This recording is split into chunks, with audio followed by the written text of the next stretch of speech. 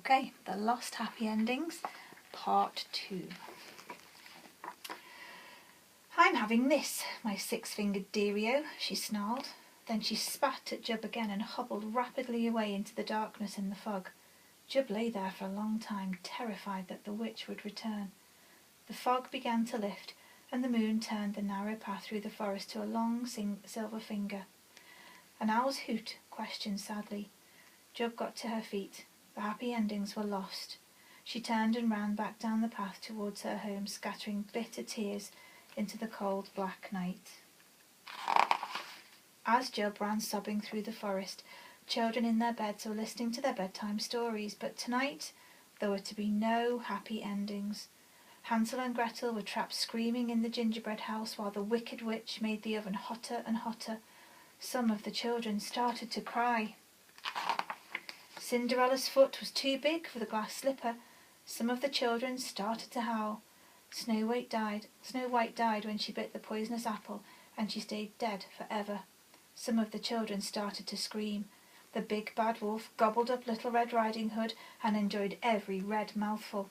Some of the children had hysterics. On and on the parents of the children read, and worse the stories became. Soon the night was filled with the awful sound of frightened or disappointed children, weeping and wailing in their beds. Deep in her hole in the forest, Jub heard the noise that the children made. Her heart was as sore as toothache. All night long the children cried, or asked for the light to be left on, or refused to sleep in their own, or wet the bed. Jub rocked back and forth in her hole, moaning with sorrow.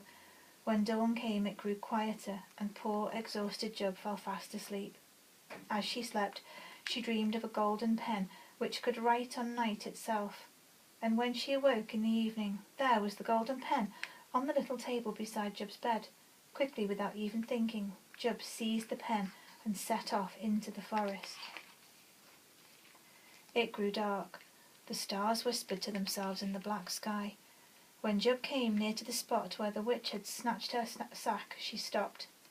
She wondered what to do. She held the golden pen between her fingers and drew a question mark on the night air. It floated before her, a perfect gold, glowing in the darkness.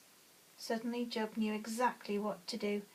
She would write her own happy ending on the night. She held tightly to the golden pen and began. Every word she wrote shone out in perfect golden handwriting. The witch lived in the trunk of a dead tree in the darkest, thorniest part of the forest. When she had first opened the sack of happy endings, she had been furious. They were worthless to a witch. They were boring and stupid. She had flung the sack into the corner of her lair and gone out again to bite the head off any small bird she could catch and crunch its beak between her long yellow teeth. But tonight the witch had decided that she was going to burn the sack of happy endings to make a fire for herself. She was going to dance around that fire and shout out terrible bad words, and then drink poisoned berry juice, her favourite tipple, and smoke a clay pipe.